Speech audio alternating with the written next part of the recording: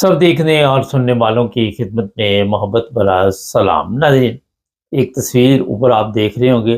एक ख़ातून कह लें, लड़की कह लें, हमारा ये पाकिस्तानी है और पिछले दिनों इसको एक लंबी सज़ा सुनाई गई, 21 साल सज़ा। प्रोग्राम करने का मकसद ये होता है कि यार अजय भी बच, लोग जो गलत रास्ते पे चलते हैं, जो लोग भी ऐसा धंधा करते हैं जिसमें लालच शामिल होता है, जिसमें ये होता है कि शॉर्टकट, मैं जल्द से जल्द अमीर हो जाऊं और जितनी जल्दी हो दौलतमंद लोगों में शामिल हो जाऊं। लेकिन ये ऐसे लोग फिर जेल में चले जाते हैं। और अकेला बंदा नहीं होता, ये अकेली खतून ये नहीं होगी, कोई ना कोई गैंग इसके साथ होगा और वो पाकिस्तान में होगा, बाकी या कहाँ कहाँ होगा ये अल्लाह बेहतर जानता है। मगर इसने किया क्या, ये थोड़ा सा भी आपको बता देते हैं। और ताकि लोगों को पता चले कि ये जेल में 21 साल, इसकी उम्र कोई 29-30 साल बताई जाती, और 21 साल जेल में रहने के बाद जब ये वापस आएगी तो ज़ाहिर है उम्र के उस हिस्से में होगी कि जो ज़िंदगी का बेहतरीन हिस्सा होता है वो जेल में गुजार दी।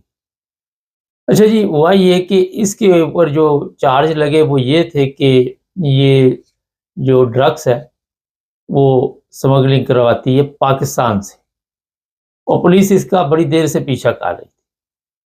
पुलिस ने इसके ऊपर नज़र रखी हुई थी और फिर पुलिस ने जब छापा लगाया तो ये इंग्लैंड में वाक़या पेश आया। तो वहाँ पे जो गार्डन था वहाँ पे कोई इसने ऐसा कमरा-शमरा बनाया हुआ था, रूम-शूम, कि वहाँ पे ये सारा पीछे जो भी ड्रग्स वग़ैरह थी वो कहीं पे छुपाई हुई थी। लेकिन जब पुलिस आती है, ज़ाहिर है आपको भी पता है उनके साथ कुत्ते भी होते हैं, और वो फ़ौरी तौर पर बता देते हैं कि कहाँ पे ये सारा सिस्टम चल रहा है। और काफ़ी देर से पुलिस पीछा कर रही थी। तो फिर जब इसको उन्होंने काबू किया तो कई ऐसी चीज़ें सामने आईं, और फिर बगैर सबूत के, पता ही है यहाँ की अदालतें जो हैं वो सज़ा नहीं देती, और फिर अदालत में केस चला और इस तरह अब बाकी की जो बेहतरीन ज़िंदगी मैंने आपको बताया वो जेल में काटी जाए। अच्छा, हमारा जो पाकिस्तानी सिस्टम है उसमें ये नहीं कि कोई ये पहली दफ़ा पकड़ी गई है, जो मैं बात बताऊँ, ज़्यादा मर्द हज़रात होते हैं जो गिरफ़्तार होते हैं। और मैं आपको बताता रहता, कभी कोई टैक्सी ड्राइवर पकड़ा गया, कभी कोई पकड़ा गया, कभी कोई पकड़ा गया। और ये धंधा जो है इसी तरह चल भी रहा है, लोग पकड़े भी जाते हैं, मगर यहाँ पे बड़ी लंबी सज़ा दी जाती है ऐसे केसों में। वजह उसकी ये होती है कि इससे आप ज़ाहिर है दूसरे लोगों को नुकसान पहुँचा रहे हैं, और दूसरे लोगों की सेहत के लिए आप गलत काम कर रहे हैं। अपनी सेहत के लिए तो जो कर रहे हैं, लेकिन दूसरों का जो बेड़ा गर्क कर रहे हैं, उस वजह से सज़ा जो लंबी दी जाती है, और कोशिश की जाती है कि ये जल्दी बाहर ना आए, क्योंकि जो लोग इस तरह की जेल में चले जाते हैं वो आगे फिर इसी तरह के काम करते हैं। कई आपको जेलों में ऐसे लोग मिलेंगे जो अक्सर आते-जाते रहते हैं, उनका दूसरा, वो कहते हैं हमारा दूसरा घर है जी। जो तकलीफ़देह बात है कि जब पाकिस्तानी का नाम आता है फिर सब लोग सोशल मीडिया पे भी खबर लगाते हैं, खबर चलाते हैं, और फिर एक लड़की, एक ख़तून की तस्वीर लगनी, और फिर शर्म आती है कि यार देखो, यहाँ पे किसी चीज़ की कमी नहीं है। अगर आपने थोड़ी-सी भी अक्ल हो, थोड़ी-सी मेहनत करने का आपके अंदर कोई जज़्बा हो, तो आप बड़ी अच्छी ज़िंदगी गुज़ार सकते हैं, कोई इतना बड़ा इश्यू नहीं। देखिए, जिस तरह मैंने आपको बताया कि अमीर होने की ख्वाहिश में ज़िंदगी का बेड़ा गर्क कर लेते हैं, फैमिली जो है उसका बेड़ा गर्क कर लेते हैं। और ये भी आपको बता दूँ, इसके बाद ब्रिटिश अगर नेशनलिटी भी है तो वो भी इसके लिए कल को ट्रबल पैदा करेगी, क्योंकि पाकिस्तानी है और पाकिस्तान के कवानीन जो है अभी तक तो इसी तरह चल रहे हैं कि 2-2 नेशनलिटियाँ हैं, और जब इतना बड़ा जुर्म किया जाए तो फिर आपकी नेशनलिटी भी मुतासर होती है।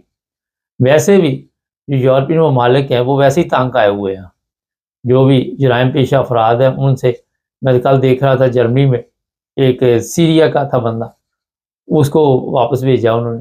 वजह जब चेक की तो पता चला कि ये क्रिमिनल था, और उसपे बड़ा खर्चा होता है। ये नहीं कि कोई आराम से काम हो जाता, बड़ा खर्चा-मर्चा करके वापस भेजते हैं, और बड़ी उसकी हिफाज़त के ऊपर भी खर्चा होता है, ज़ाहिर है सिक्योरिटी के लिए कि ये भाग ना जाए, फिर मुसीबत बन जाए।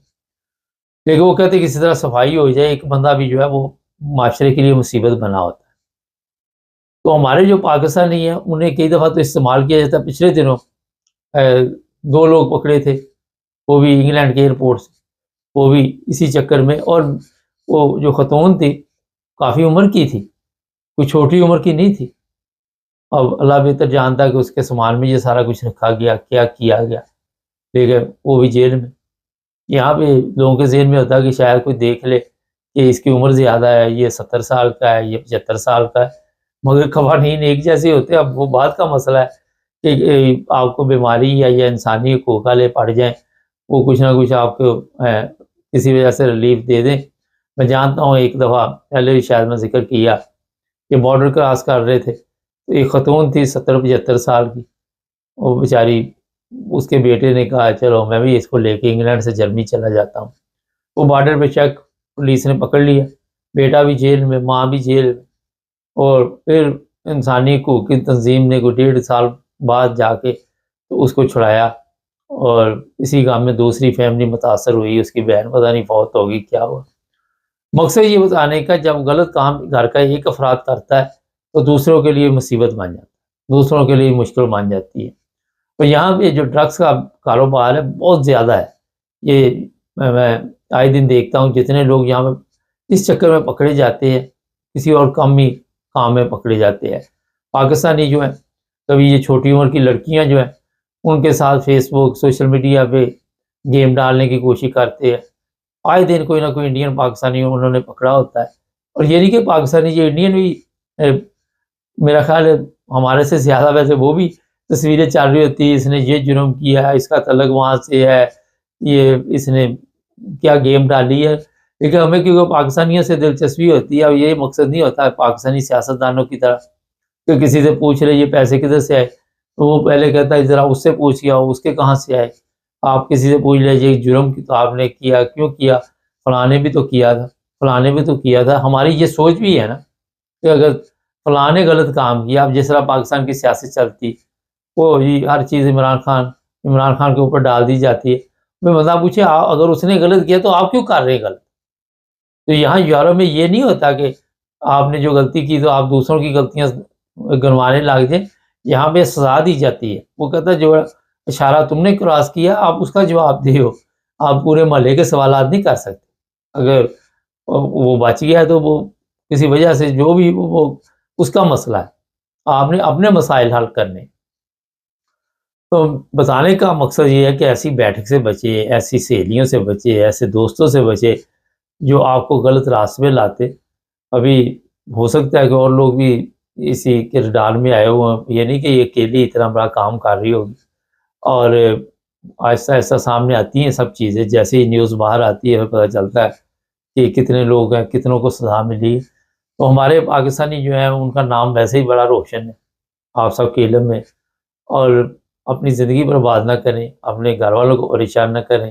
یہاں پہ جو اسٹوڈنٹ آئے ہوئے ہیں وہ بھی کئی دفعہ پتہ چلتا ہے کہ کرائم میں ملوث ہو جاتے ہیں، اور یہاں پہ تو آج کل اتنی سختی ہے کہ وہ اب سائیکل پہ، بائک پہ بھی وہ ڈلیوری کرتے ہیں تو وہ روک روک کے دیکھ رہے ہوتے ہیں۔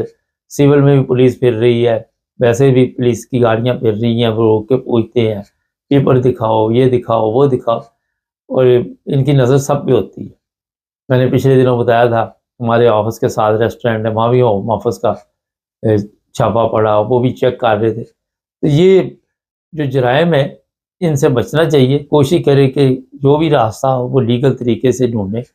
غلطی سے کچھ ہو جائے تو وہاں پہ آپ کیا کر سکتے ہیں، کیونکہ جان بوجھ کے آپ اب یہ جو لڑکی کام کر رہی تھی اس کو تو پتا تھا نا کہ کسی دن میں نے پکڑی جانا۔ یہ تو نہیں ہو سکتا جس طرح بتایا جا رہا ہے جتنی بڑی تعداد میں اس سے یہ سب کچھ برآمد ہوا تو اس کو علم نہ ہو، مگر اس کے باوجود لالچ ہوتا ہے اور بندہ کہتا ہے چلو ایک دفعہ اور ایک دفعہ اور، کرتے کرتے بیڑا گرک ہو جاتا ہے۔ اس پروگرام سے کچھ نہ کچھ آپ سیکھیں گے، چینل کو سبسکرائب کریں، جڑے سب دیکھنے اور سننے والوں کی خدمت میں محبت برا سلام۔ عرفان میں خاصہ ہمارے ساتھ ہیں، کل سے کھلبلی مچی ہوئی ہے سوشل میڈیا پہ پی آئی اے کے حوالے سے۔ کوئی کہہ رہا ہے جناب عمران خان کی گھڑی کی وجہ سے پورے ملک کو جو نقصان ہوا تھا پی آئی اے بیچ کے اب پورا ہو جائے گا، کوئی کچھ کہہ رہا ہے، کوئی کچھ کہہ رہا ہے، اور یہ بھی خبریں چلائی جا رہی ہے کہ اب جناب پی آئی اے بہت زبردست ہو جائے گی۔ کوئی کہتا ہے پاکستان واحد ملک ہے جس کی اپنی کوئی ایئر لائن نہیں ہے۔ خاص صاحب کوئی چیز ہم بیچ دیتے ہیں پہلے بکتی نہیں, جب بک جائے تو پھر بھی مسئلہ بن جاتا ہے. بس اس قوم میں عدم اطمینان بہت زیادہ ہے, کسی چیز پر اطمینان سے اظہار نہیں کرتے, اور جو بظاہر اب تک جو باتیں سوشل میڈیا پہ چل رہی ہیں اس سے تو یہی لگتا ہے کہ بھئی وہ ہر بندہ جو ہے وہ ہر معاملے میں دخل دینا ضروری سمجھتا ہے. یہ ایک بڑی ڈیل ہے, اس کے لیے لازمی جو ماہرین ہیں انہی کو رائے دینی چاہیے اور انہی کی رائے کو جو ہے اہمیت دینی چاہیے. لیکن وہ تو ماہرین کی رائے تو پیچھے رہ جاتی ہے. سوشل میڈیا پر ہر کوئی جو اپنی کہانی پیش کر رہا ہے, اپنے کمنٹس دے رہا ہے, اس سے معاملات اور زیادہ الجھ رہے ہیں عام ذہن کے لیے. یہ ایک سفید ہاتھی تھا جو 3-4 سفید ہاتھی ہیں ان میں سے ایک تھا, جو ہر مہینے 2-2.5 روپے دینے پڑتے تھے حکومت کو. اس سے جان چھڑائی ہے حکومت نے اور پی آئی اے کو فروخت کیا ہے. اور اب جو عارف حبیب گروپ ہے, حبیب بینک والے لوگ ہیں یہ, ان کے پاس بہرحال یہ بزنس کرنا جانتے ہیں. ان میں ایک شک رکھی گئی تھی کہ بھئی یہ عارف کنسورشیم جو یہ خرید رہا ہے یہ کوئی پارٹنرشپ بھی ساتھ لے سکتا ہے. اب اگلے دن یہ بات سامنے آئی ہے کہ جو فوجی فرٹیلائزرز ہیں, فوجی فاؤنڈیشن کی جو سب سے بڑی کمپنی ہے, وہ اس کے حصے دار بن رہے ہیں. اب 75 میں سے کتنا حصہ فوجی فاؤنڈیشن کو دیتے ہیں کنسورشیم والے, یہ عارف حبیب والے, یہ بھی بات سامنے آ جائے گی. لیکن وہ شیئر جو ہے وہ عارف حبیب اور فوجی فاؤنڈیشن کے درمیان کی بات ہے. حکومت کے سامنے باہر جو ہے وہ یہی رہے گا. یہ ایک ذریعہ اختیار کیا گیا ہے کہ بھئی اگر فوجیوں کو بھیج دیتے تو جیسا کہ سوشل میڈیا پر تحریک انصاف والوں نے انٹرنیشنل جو ان کے ونگز بنے ہیں انہوں نے شو ڈالا ہوا ہے کہ پی آئی اے فوجیوں کو دے رہے ہیں, پی آئی اے فوجیوں کو دے رہے ہیں, تو وہ بات جو ہے وہ کھل جاتی کہ ہاں بھی بات ان کی صحیح تھی. اب یہ ایک ڈھکا چھپا سودا ہو گیا ہے, اس میں بہرحال فوجیوں کا عمل دخل ہوگا اور پی آئی اے کو چلانے کے لیے, ایئر لائن کو چلانے کے لیے ایک سخت قسم کی ایڈمنسٹریشن چاہیے. اور وہ لازمی فوجی فاؤنڈیشن کو ایسے لوگ مل جائیں گے جو ڈسپلنائز سسٹم کو چلا سکیں, اور اس کا فائدہ یقیناً پی آئی اے کو بھی ہوگا, ملک کو بھی ہوگا, اور لوگوں کو بھی ہوگا کہ پی آئی اے کی حالت درست ہو جائے. تو بہرحال یہ جو پی آئی اے کی ڈیل ہے اس پہ جو دنیا مرضی باتیں کرتی ہے, یہ ایک سفید ہاتھیوں میں سے ایک ہاتھی سے جان چھڑائی ہے حکومت نے. اور مستقبل میں اب ایک دن میں پی آئی اے کھڑی نہیں ہو جائے گی. اس طرح بھٹا بیٹھنے میں اس کے 10-12 سال لگے ہیں, اسی طرح اس کو پچھلے 5-6 سال کے اندر بہرحال پی آئی اے کو یہ میں سمجھتا ہوں کہ یہ دنیا کی ایئر لائنوں کے میدان میں لے آئیں گے. اگر ایس او پی جیسا ملک جو ہے وہ ایک بہترین ایئر لائن چلا رہا ہے تو پاکستانی کیوں نہیں چلا سکتے؟ صرف یہ ہے کہ وہاں پر سیاسی عمل دخل کی وجہ سے بہت زیادہ کرپشن تھی, بہت زیادہ اوور لوڈ, ہر ڈپارٹمنٹ میں بندے گھسائے, ایم کیو نے بھی گھسائے, پی آئی نے بھی, انہوں نے بھی گھسائے, پیپلز پارٹی نے بھی گھسائے, لوٹ لینے بھی گھسائے. اوور سٹاف کی وجہ سے پی آئی اے کے اوپر بہت زیادہ بوجھ تھا. اب ظاہر ہے پرائیویٹائزیشن ہے, 1 سال وہ رکھنے کے پابند ہیں تمام ملازمین کو. 1 سال کے بعد وہ کتنوں کو نکالتے ہیں, نئی بھرتی کرتے ہیں, یہ اس میں وہ آزاد ہیں. اس کے بعد یقیناً 1 سال کے بعد پی آئی اے کی ڈائریکشن جو ہے وہ درست ہو جائے گی. اپریل میں وہ کہہ رہے ہیں کہ ہم چارج لے لیں گے پی آئی اے کا, اور اپریل سے 1 سال کے اندر وہ یقین پی آئی اے کی ڈائریکشن جو ہے درست کر لیں گے, جو میں سمجھتا ہوں. اللہ عالم. اچھا, دوسری خبر یہ چل رہی ہے جی سوشل میڈیا پہ بھی اور ہمارے پاس بھی ہے, جو فوجی بھی وہاں جائیں گے غزہ میں, فلسطین میں لڑنے کے لیے, ان کے متعلق بتایا جا رہا ہے کہ کافی رقم فی بندہ جو ماہانہ وصول کی جائے گی. خاص صاحب یہ بھی ہماری قوم جو ہے وہ اس پر بھی بات چیت کر رہی ہے, اور یہ اتنی بڑی رقم لکھی جا رہی 10-10 ہزار کے قریب, پتہ نہیں یہ ابھی خبر درست ہے لیکن کچھ نہ کچھ تو ملے گا. آپ کو بھی پتہ ہے کہ جب جرمنی نے پاکستان سے بندے لینے کا کہا تھا, جس وقت ترکی لیے گئے تھے, تو اس وقت بھی گورنمنٹ نے کہا تھا کہ ان کے سیلری وغیرہ یا جو بھی ہے وہ ہمیں ملے گی, ہم ان کو دیں گے. تو کیا دیکھتے ہیں یہ ہماری فوج کے لیے کیا پیغام ہے یا عوام کے لیے کیا پیغام ہے؟ دیکھیں, اس کے اندر جو معاہدہ ہوگا نا اس کے تحت اس کا فیصلہ ہوگا. جو بات جرمنی کی آپ کہتے ہیں 61 میں, اس وقت بارے میں یہ کہا جاتا ہے, ہم تو 61 میں بچے تھے, ہمیں تو کی سمجھ نہیں, ہم نے کوئی تحریری ثبوت نہیں پڑھا, لیکن کہا یہی جاتا ہے کہ 61 میں جرمنی پاکستان سے معاہدہ کرنا چاہتا تھا، اس وقت ایوب خان نے یہ شرط رکھ دی تھی کہ ان کی تنخواہیں جو حکومت پاکستان کو دی جائیں گی، اور حکومت پاکستان آگے ان لوگوں کو تنخواہ دے گا جس وجہ سے وہ بیل منڈی نہیں چڑھ سکی. لیکن جو یونائٹڈ نیشن کا اصول ہے اس کے تحت جو یونائٹڈ نیشن کے امن فوج کے اندر پاکستان کے فوجی آتے ہیں وہ ان کے معاہدے کے تحت ان کو حکومت پاکستان بھجواتی ہے، ان کی تنخواہیں حکومت پاکستان کو ملتی ہیں اور وہ ڈیوائڈ کرتی ہے. اس کے اندر بھی کوئی نہ کوئی ایسی شک رکھی جائے گی، کوئی نہ کوئی معاہدے کا حصہ ہوگا. اب اس میں آیا ان حکومتوں کو وہ پیسے دیتے ہیں یا وہ ان فوجیوں کو ڈائریکٹ تنخواہ دیں گے، یہ معاہدے جب شکیں خود ابھی تک جو کچھ کہا جا رہا ہے وہ قیاس آرائیاں ہیں. اصل حقیقت اس وقت سامنے آئے گی جب معاہدہ ہو جائے گا. یہ chief of army staff Libya کا حادثے میں دنیا سے چلا گیا ہے، اس پر بھی بتایا جا رہا ہے کہ یہ بھی کوئی اسی جو معاہدے ہوئے ہیں اس میں کوئی ایسی باتیں تھی جس کی وجہ سے دیکھتے ہیں کہ یہ قدرتی حادثہ. خان صاحب آپ کیا دیکھتے ہیں؟ دیکھیں لیبیا کے معاملے میں لیبیا تو ایک اس کا حصہ نہیں ہے. لیبیا کے اندر الیکشن کروائے جا رہے ہیں اور لیبیا کے اندر اور عراق کے اندر چونکہ امریکہ نے اپنی مرضی کی حکومتیں لے آیا ہے تو وہاں پر بہرحال ایک رد عمل پایا جاتا ہے. یہ اس ساری گیم جو وہاں چل رہی ہے، اصل بات یہ ہے گیم کوئی چل رہی ہوتی ہے کہ وہ لوگوں کو سامنے بالکل کہانی اور پتہ لگتی ہے. ابھی لاسٹ ویکینڈ پر جو فائنینشیل ٹائم ہے اس کے اندر بڑا لمبا مضمون چھایا ہوا ہے کہ لیبیا کے اندر اور عراق کے اندر انہوں نے جو حکومتیں تبدیل کی وہ یہ شام کے اندر مین پارٹ اس میں شام کا ہے کہ یہ 3 ملکوں میں جو حکومتیں تبدیل کی گئی اس کے لیے امریکن کی پالیسی کیا تھی. اب اس وقت دنیا کو بالکل اور کہانی بتائی جا رہی تھی. اب ان لوگوں کے نام آ گئے ہیں جن لوگوں کو انہوں نے ایز اے ڈیلر بنایا اور جو اسلحہ بوسنیا کے اندر استعمال ہوا تھا وہاں بچا پڑا تھا، وہاں پر اسلحوں کے ٹرک پڑے ہوئے تھے، کنٹینرز پڑے ہوئے تھے. اب یہ تو پرانے ہفتہ پرانے میں نے خبر پڑی تھی بھولیا میں کتنے کنٹینرز تھے. وہاں سے وہ سارے انہوں نے ایجنٹ تیار کیے، ان پر وہ شپ وہاں سے شپوں پر یہ اسلحہ چڑھایا گیا اور یہ شپ تمام شپ جو ہے یہ اسلحہ جو ہے وہ عراق لیبیا اور وہاں پہنچایا گیا شام اور داعش کو کھڑا کیا گیا اور وہاں پہ ان کو یہ اسلحہ تقسیم کرنے والے بھی امریکن تھے، امریکن کی ایجنسیاں تھیں جنہوں نے یہ اور جن لوگوں کے ذریعے کام کیا، جن مسلمان والوں کے ذریعے ان کے نام بھی اخبار میں دیے ہوئے تھے.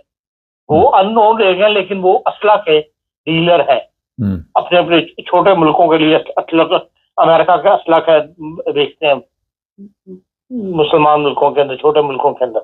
تو یہ کہانی بالکل اور چل رہی ہوتی ہے. اب اس لیے لیبیا کو کیوں منگوایا گیا یہ بھی کوئی نہ کوئی کہانی چند دن کے بعد باہر آ جائے گی. ابھی تو زیادہ تر سرائیاں ہیں لیکن اس خطے کے اوپر بہرحال امریکہ کی نظر ہے اور وہ ہر وقت کچھ نہ کچھ وہاں پر اپنی موومنٹ قائم رکھنا چاہتا ہے، ان کو اپنے زیر تسلط رکھنا چاہتا ہے. عربوں کو تو اس نے زیر تسلط کر لیا ہوا ہے، لیڈروں کو خرید کے، بادشاہوں کو خرید کے، خاندانوں پر. لیکن کیونکہ یہ ملکوں کے اندر بہرحال ابھی ایسے سوشل سیاسی پارٹیاں موجود ہیں یا یہاں بادشاہت نہیں ہے، لوگوں کے ایک اسمبلی جو ہے وہ ایکٹیولی کام کرتی ہے، تو وہاں اپنے آپ کو اپنے زیر اثر زیر نگرانی حکومتیں قائم کرنے کے لیے امریکن پالیسیز کام کر رہی ہیں. اور ہو سکتا ہے اس کے اندر یہ جو موجودہ فوجی ہے یہ بیچ میں آڑے آ رہا ہو، اس کو انہوں نے نکال باہر کیا ہو. انسان موجود ہے اس بات کا. دوسرے جو لوگ ہیں جو پاورفل ہیں جس طرح چیف آف آرمی اسٹاف ہیں یا جو بھی، ان کے لیے بھی ایک میسج یہ دے دیا گیا کہ جناب اپنا کوئی تبدیلی نہ کرو، جو ہم کہتے ہیں وہ کرو. دیکھیں یہ تو کھلا میسج ہے. جب امریکن جہاں پر ساتھ دیتے ہیں کسی کا تو اپنے مفاد کی خاطر دیتے ہیں، آپ کو مفاد کی خاطر نہیں دیتے. آج بھی آرٹیکل چھپا ہوا ہے کہ جو امریکہ شور ڈال رہا ہے اس اسلحے کے بارے میں جو افغانستان چھوڑ کے آیا تھا. آج بھی اس کی ڈیٹیل آئی ہوئی ہے کہ اس میں کیا کچھ اس اسلحے کے اندر کیسا کیسا خطرناک اسلحہ استعمال ہے. اس وقت وہ ہمدرد بنا ہوا ہے اور یہ اس بیان میں جو ہے کہ یہ اسلحہ جو ہے پاکستان کے اندر استعمال ہو رہا ہے، افغانستان کے لوگ کر رہے ہیں. کوئی نہ کوئی افغانستان پالیسی وہ لانا چاہتا ہے جس کے لیے 2-2.5 سال تو اس کے بارے میں شور نہیں ڈالا گیا. جب وہ اسلحہ چھوڑ کے آئے تھے اس وقت تو کوئی اس وقت انہوں نے چھوڑ نہیں ڈالا کہ ہمارا ہی اسلحہ اتنا ہے. اس وقت کوئی نہ کوئی ایسی موومنٹ کرا سکتے تھے کہ ڈیوائڈیشن کے تحت اس وقت اب اس اسلحے کو یہ محفوظ بنا لیتے. لیکن اس وقت انہوں نے نہیں کیا. اب اس کو شور ڈال رہے ہیں کہ یہ دیکھو جی پاکستان میں استعمال ہو رہا ہے، پاکستان میں استعمال ہے. پاکستان کی حکومت تو کب سے کہہ رہی ہے استعمال ہو رہا ہے، لیکن امریکن اب اس میں انٹر ہو رہا ہے کہ ہاں جی یہ کوئی استعمال ہو رہا ہے. پہلے تو خاموش تھے. اس کا مطلب کوئی نہ کوئی پالیسی اس معاملے میں کام کر رہی ہے، اور اس پالیسی میں حکومت پاکستان کو احتیاط سے بڑھنے کی ضرورت ہے. اگر تو مان گئے اس کی بات امریکہ کی تو پھر تو آپ وارے نیارے ہو جائیں گے آپ کے، اور اگر آپ بات نہیں مانیں گے تو اس کا جو رد عمل وہاں سے ظاہر ہوگا اس کو بھی آپ کو سہنا پڑے گا. 2 دفعہ پہلے بھی ایسے ہو چکا ہے کہ بالکل بے دستوں چھوڑ کے امریکہ جو ہے اسے رخ موڑ لیا تھا. تو پھر آگے آپ کس طرح چلیں گے، یہ بحال ہمارے جو بھی حکمران ہیں ان کو سوچنا چاہیے. صاحب کل مبارک ثانی کیس کا فیصلہ سنایا گیا، عمر قید اور بھی قید، اور یہ لالیاں کی عدالت نے سنایا. کل ہمارے بیورو چیف نے بھی ہمیں فوری طور پہ اطلاع دی تھی. کیا دیکھتے ہیں یہ کیس تو جس طرح سپریم کورٹ تک پہنچا تھا، اور جب پہلی دفعہ سپریم کورٹ نے کہا کہ 5-10 ہزار میں ضمانت ہو جائے گی، تو اس وقت تو لگ رہا تھا کہ یہ کوئی اتنا سیریس کیس بنا ہی نہیں ہے جو بنایا گیا ہے. تو یہ تو عمر قید سنا دی گئی.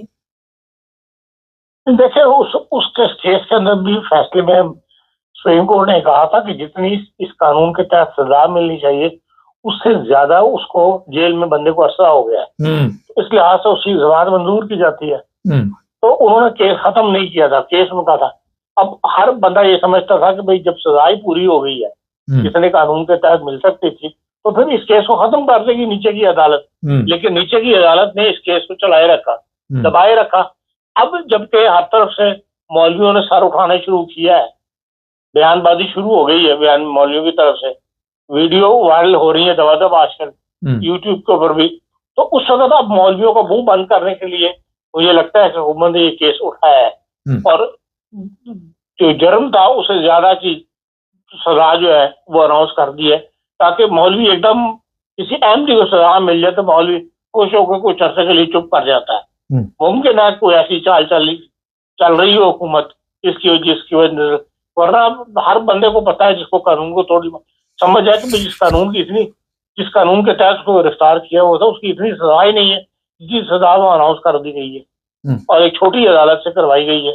اور بیچارے جھنگ جیل میں ہیں مبارک ثانی صاحب. اچھا یہ بڑا ایک اہم سوال ہے کہ مولویوں کو خوش کرنے، مولوی تو خاصا خوش ہی نہیں ہوئے. انہوں نے تو کل کی پوسٹ لگا دی ہے، نہیں جی ہم تو اس سے بھی خوش نہیں، انہیں سزائے موت دی ہے.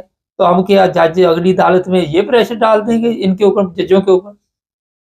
نہیں، مولوی کے جو دوسرے مطالبات ہیں ان کو خاموش کرنے کے لیے مبارک ثانی کے اس میں تو لیے تو وہ مطالبہ ان کا نہیں ہے.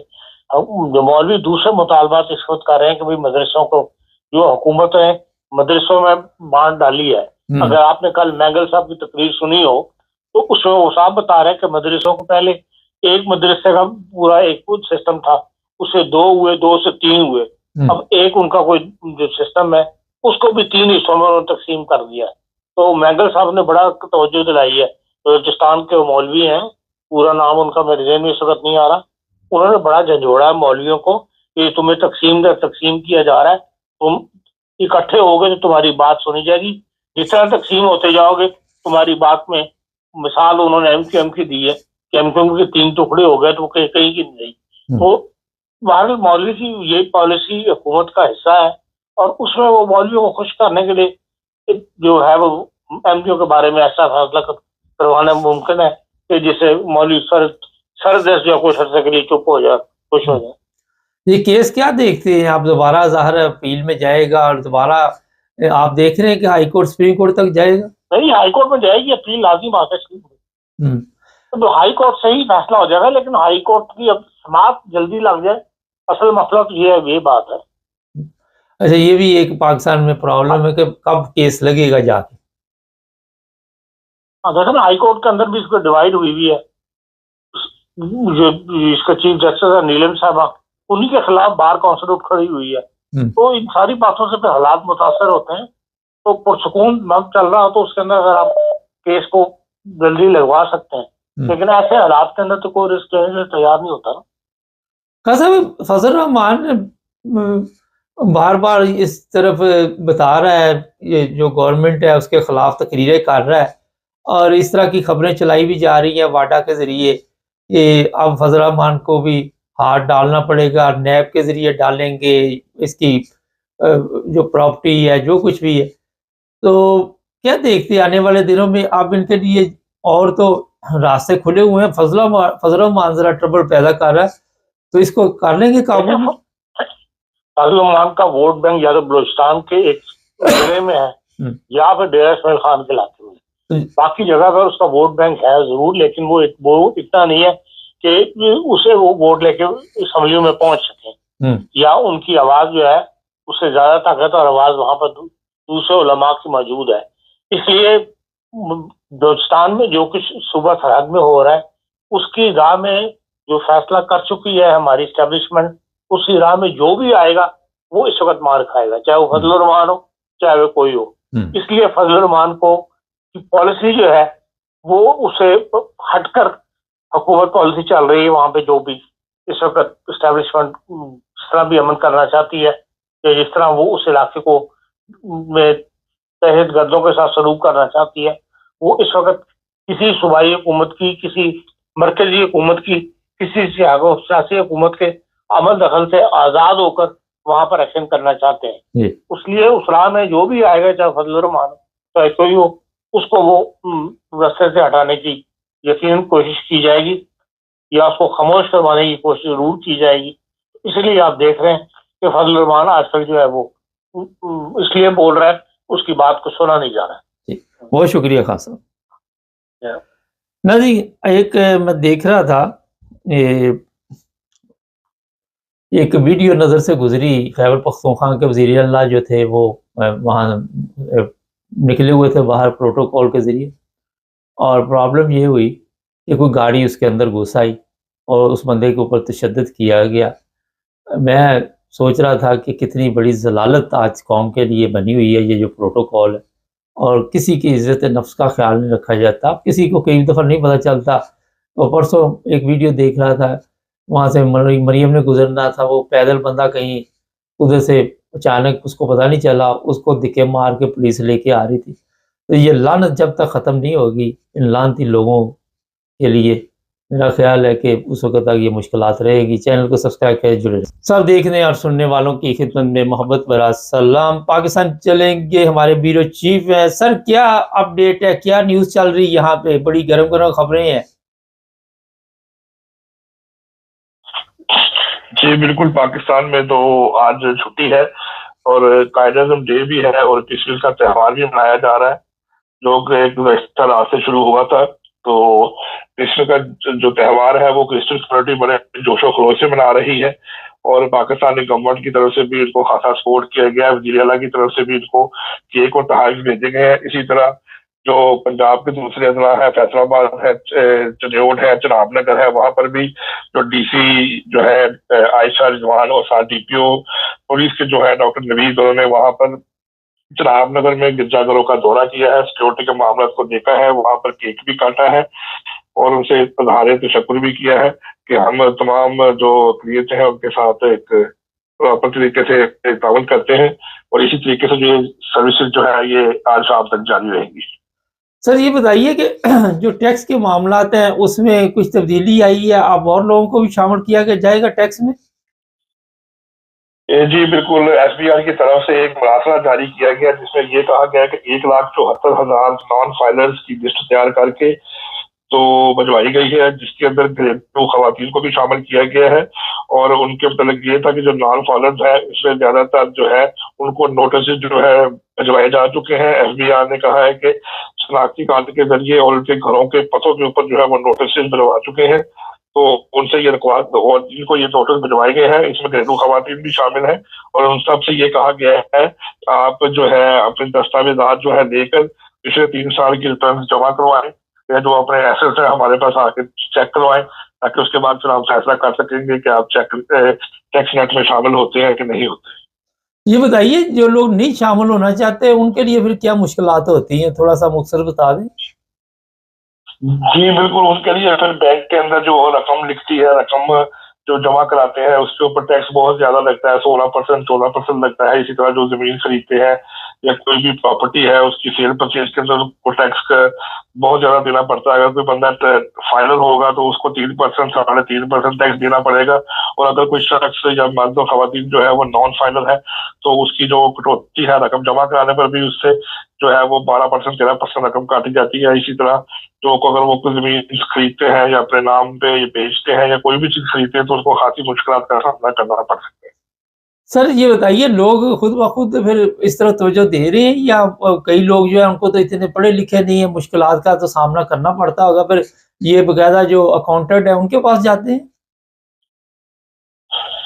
جی بالکل، یہ جو اس کے اندر تمام کیٹیگریز کے جو لوگ ہیں وہ اس میں شامل ہے. مشکلات کا بالکل جس طرح معیشت جو ہے پاکستان کی گزشتہ جو کچھ عرصے میں چل رہی ہے، یہاں پر بالکل مہنگائی اور بے روزگاری بہت زیادہ ہے، اور جس کی وجہ سے لوگوں کو بہت زیادہ پریشانی کا سامنا ہے. اور اس کی وجہ سے مزید اوپر اس کے اوپر جو ہے یہ اس طرح ٹیکسز کا بھرمار کر دینا اور ان کو اس ٹیکس میں شامل کرنا، یہ بھی ایک بڑی زیادتی ہے. لوگ جو ہے اس سے خاصے پریشان ہیں. اس کے علاوہ کیا اور خبر وہاں پاکستان سے؟ اس میں ایک اہم خبر ہے کہ جو یو اے ای متحدہ عرب امارات کے جو نئے صدر ہیں شیخ محمد بن زاید ال سلطان، وہ 26 تاریخ کو پاکستان آ رہے ہیں. پاکستان کے جو وزیر اعلیٰ ہیں شہباز شریف، ان کی دعوت کے اوپر وہ پہلے صدر ہیں جو اس وقت ان کا پہلا دورہ ہے. تو وزارت خارجہ نے کہا ہے کہ وہ ان کا دورہ کریں گے، اس کے بعد میاں شہباز شریف سے ملاقات بھی کریں گے. اور اس کے علاوہ جو یہاں پر ان کے ساتھ ایک ٹیم سینئر وزراء اور ان کی وفد کی ٹیم جو ہے وہ بھی آ رہی ہے، جو کہ پاکستان میں جو ہمارے وزراء ہیں ان کے ساتھ ملاقات کرے گی. اور اس کے علاوہ دو طرفہ امور کے اوپر جائزہ بھی لیں گے، اور عالمی سطح کے اوپر جو پاکستان کو دوسرے ممالک کے ساتھ درپیش مسائل ہے اس کے اوپر بھی بات چیت کی جائے گی.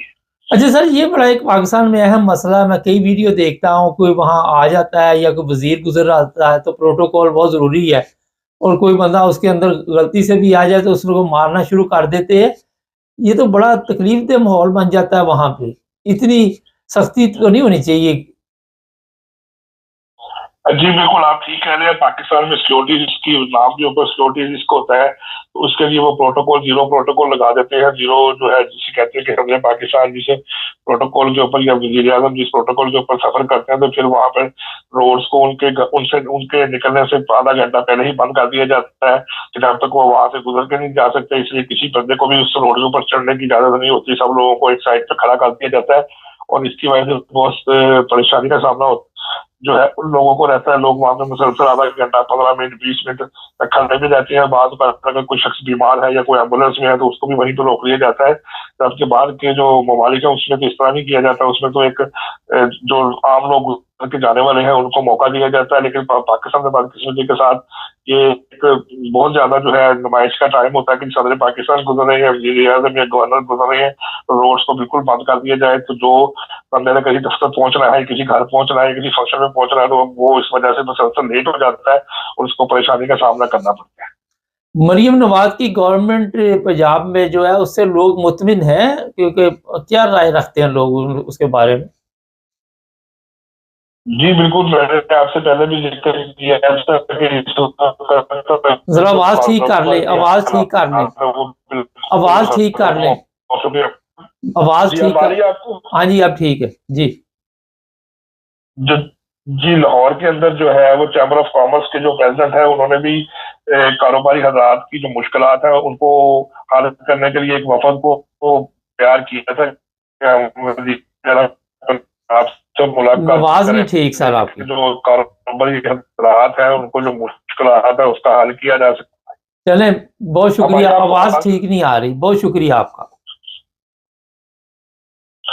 ہاں جی معذرت چاہتے ہیں کچھ ٹیکنیکل وجہ کی جس کی وجہ سے آواز میں گڑبڑ ہو رہی تھی. یہ بڑی اچھی بات ہے، کوئی بھی کسی بھی مذہب کا تہوار ہوئے اسے مل جل کر منانا چاہیے. اور ہمارے پاس یہ رپورٹ آئی جس سے ہمارے بیورو چیف نے بتایا کہ اس وقت مختلف جہاں جہاں بھی چرچ ہیں، جہاں جہاں بھی کرسچن برادری ہے، وہاں پہ جو گورنمنٹ کے عہدیدار ہیں وہ شامل ہو رہے ہیں ایسے پروگراموں میں. اسی طرح چنیوٹ، چناب نگر، لالیاں جہاں جہاں بھی ہیں وہاں سے ہمارے پاس اطلاع ہے جو کرسچن برادری ہے وہ اپنا تہوار جوش و خروش سے منا رہی ہے. انہیں تحفظ بھی دیا جا رہا ہے ان کو، کیونکہ پاکستان میں سیکیورٹی مسائل بھی ایک جو بھی اقلیت جو لفظ مجھے ویسے ہی اچھا نہیں لگتا، مگر کیونکہ اب بولنا پڑتا ہے. پچھلے دنوں میں نے فضل الرحمان کو مولانا کہہ دیا. اب وہ ایک کامنٹس میں لکھ رہے تھے کہ آپ مولانا کیا کہہ رہے ہیں. اب مصیبت یہی ہے کہ وہ عادت بھی پڑی ہوتی ہے کہ اب ساری دنیا ان کو مولانا کہہ رہی، تو پروگرام میں جب تک اگر بیورو چیف ہے یا کوئی اور ہے ان کے منہ سے ہی پھر نکل جاتا ہے. تو اس کا مطلب یہ نہیں ہوتا کہ ہم ان کو مولوی مان لیتے ہیں کہ یہ مولوی ہے، یہ مولانا ہے. پاکستان میں تو آپ کو پتہ ہی ہے جو حالات بنے ہوئے ہیں. تو جو وہاں پہ کرسچن برادری اس کو بھی بڑی مشکلات کا سامنا ہے، جس طرح احمدیوں کو، اسی طرح وہ بھی آئے دن ان کے قابو میں آئے رہتے ہیں، ان کے لیے کوئی نہ کوئی مشکل پیدا کی جاتی ہے. لیکن یہاں آج جرمنی میں بھی میں موجود ہوں، یہاں بھی بار تو سناٹا چھایا ہوا ہے. یہاں پہ تو آپ کو پتہ ہے کہ جو لوگ رہتے ہیں کس طرح کرسمس مناتے ہیں. لیکن ہماری طرف سے جو بھی لوگ ہمارا چینل دیکھتے ہیں کرسچن برادری کے، سب کو کرسمس کی مبارکباد ہی ہم پیش کرتے ہیں. چینل کو سبسکرائب کریں، جڑے رہیں ہمارے ساتھ تاکہ